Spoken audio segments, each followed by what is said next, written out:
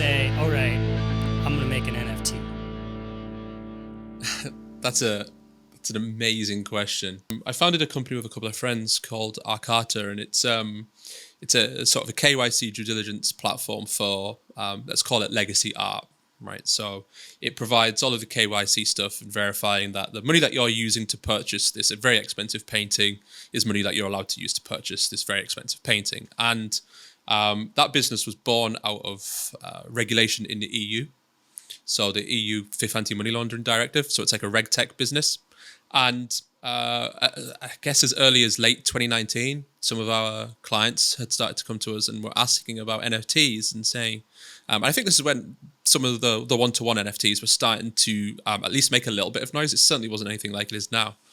And they started to come to us and say, are these assets that our clients are asking us about under the scope of the EU FIF? So being somewhat crypto native, I had some idea of what NFTs were, but even at this stage, I didn't really get them. I didn't really, and at this time, like punks were a couple $100, right? So it's a shame.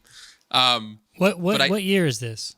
This is 2020. Sorry, is it 2020? What year are we? 2020. So it's 2020. So late 2020. Okay. Late 2020 to correct, not 2019. It's late 2020. Got a year wrong. I keep forgetting we've just moved into 2022. Yeah. So this is late 2020. And things are starting to heat up, and I still didn't quite get it. And I think that's because of my traditional art background, where I put so much emphasis on the value of the physical piece, and it was staring me right in the face, that verifiable sort of provenance of what the blockchain provides us, of ownership and of the I guess it being an original piece. Which is a real problem in the art world. It didn't click for me at that stage. So I kind of stuck around in that traditional art world. And then it started to click around, let's say around April, May, when some of the communities started picking up around NFTs, right? So then I started to think these are a sort of much more, and you kind of think back to 2020, even things like punks didn't have huge communities or followings. You started to see these communities being built around the NFT, and it immediately reminded me of things like country clubs, right? So I think that's an obvious example that everybody uses. And then it made total sense. It's like a transferable country club membership in many ways, some of the sort of earlier popular NFT projects. And I stuck around the space mostly as a passive observer. I've been in crypto since 2012. So I kind of also had the mindset, I don't really need to chase this latest, greatest thing. I'm quite happy with how I've profited from crypto all this time. But I was passive in the communities. I was picking up an NFT here or there, taking part a little bit. But I still had, I guess, those real traditional Web2 commitments, i.e. a full-time job. That meant it was always a nighttime. I'd pop onto Discord for a couple of hours. Well, it was mostly Twitter at this time, actually. And then the tipping point for me was maybe sort of July, August. It was getting involved with one of the community DAOs that was being set up by a lot of the Bored Ape members to try and acquire the Bored Ape lot. I think it was from Sotheby's. It might have been Christie's. So I apologize if I'm misquoting one of them here. I'm almost certain it was Sotheby's at the time. It was the first one. And due to my traditional art background, we had a bit of a connection there. We kind of knew the KYC stuff inside out. And we really were just advising this group of apes around how they could structure a bid for that. Unfortunately, it wasn't successful. But that's when I really started to understand the power of the communities within NFTs. Within sort of 48 hours, they had hundreds of thousands committed into this Juicebox DAO, ready to bid on this lot, and they weren't bothered about who's profiting from this, what's happening once we've acquired them. They just wanted to acquire them and worry about what was happening later, which is remarkable, I think. And I made the decision to try and build a community from the ground up, and I think that was one of the goals around an NFT project. And I'd certainly at this point made quite a few connections where I could have, leveraged those and shilled a project, probably to mint out at the time as well. But I wanted to do something a little bit different, and I set out with a couple of goals. This is in I guess, August, of finding an artist that hadn't had any successful exposure to NFTs, was kind of knew what they were and was happy to play around with them. Had a portfolio that spanned years. You know, they'd work with multiple parties. They're not just an artist getting into the space to make a quick buck. Mm-hmm. And someone who was just really passionate about art. So I was hunting for artists, and at the time, I think every artist in the world was asked to create an NFT project. And Weasley, the artist on Megapont, was similar. And I think his first response was no. I think he said no to me. I don't want to do this. And then my persistence of going back to him with a plan of how this would be different from like an Ethereum cash grab project paid off. And we started bouncing ideas around. And the apes is an obvious choice, I think. Why the apes? Yeah. Why the apes? Why the apes? There's so many apes. There's so many apes. They're everywhere, and it's. I mean, I love it. I personally love apes. I have little like gorilla and ape trinkets around the house, just floating around, much to the dismay of my partner. She absolutely hates the things. Not apes, the trinkets. She's fine with apes, just the trinkets. I think they're so like as like an animal object. Like they are very human-like in their emotions. I think so. I think artists are very are able to articulate multiple, I want to say like styles to an ape that kind of makes sense, right? So I think you can give them sort of sad emotions, happy emotions. You can kind of clothe them, and you can really play around with a primate and have a lot of fun with it artistically. I think humans have been obsessed with primates for a while, to be honest.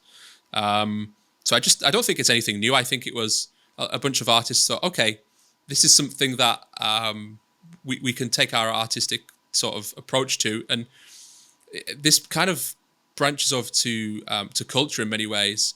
If you think like, why not a dragon? I think it's much harder for meme culture in particular to put like a dragon head everywhere, or like a dragon body somewhere.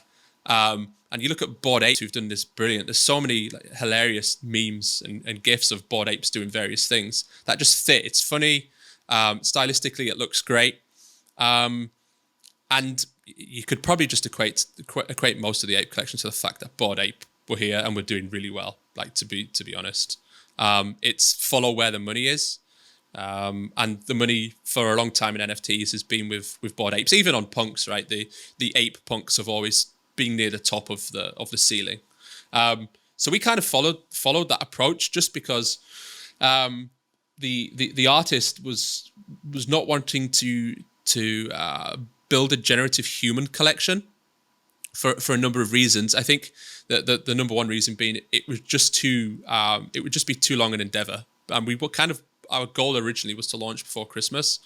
And he wanted to do something that hadn't been sort of done before in whatever chain we launched, and there were no real ape collections on Stacks at the time. So we went back and forth for weeks on the apes. We have so many early iterations I'd love to show one day that just look, I don't want to say horrendous, but looking back, they look really odd now. You look back on your art, that's always going to be the case. You're like, oh gosh, that's so awful. Those day one iterations of the Megapont apes, so kind of looking back now that they look almost robotic. But yeah, so it was almost an accident, right? Me and Weasley were just sitting there and we're like, let's see if we can make apes that look really good. And we kind of just ran with it. And it's interesting because a lot of our one-to-ones in the collection are apes, but they're not in culture elsewhere. So we have like characters from Pixar movies. We have a character from the Destiny, the game where some of the team met. So it's very easy to apply an artistic direction to an ape as opposed to say something like a fish, which is a little bit more difficult. So that would be why apes. But other collections, I'm not sure. I think it's just chasing the money, right? Okay. Yeah. All right, People so just going where the money is. Yeah, I did some Googling, and you're gonna have to like prove me wrong on this, but I think the apes. So when in crypto culture, when you ape in, yep. That's when a cryptocurrency trader buys a token. After the project just starts without conducting any research. That's called aping in, right? I think that sums up most collectors in every NFT project. Which is why the apes are first in my mind. I was like, oh, that makes sense. That's why there's apes everywhere, because, I don't need to think about it. I'm just going to buy it. I think this is like, there's two parts to that. So one, I think of like the film Planet of the Apes, right? So so good. That was first done in 1968, right? Wow. And apes are like more human-like than any other kind of similar creature. So I think like Mark's kind of, I mean, I don't know the true story of why apes, but I think the Planet of the Apes thing is an interesting one because you get that connection between, apes and humans, and that feels more like, can you imagine the same film but Planet of the Dragons? It's not going to work. No. Right? Like, and there really isn't any other like films or culture around a similar kind of thing. So for me, I think that's why apes were more obvious, because they're more human than anything else, and therefore it becomes easier to almost see yourself in them in a sort of different perspective, right? Because that's the trouble with human NFTs, I think, is you almost have to have it look like you. Yeah. Whereas with an ape NFT, you kind of don't want it to look like you. You might want some kind of trait that is similar, but not necessarily the same. So I think it sort of gives us this kind of, slight dimensional similarity, but not quite the same.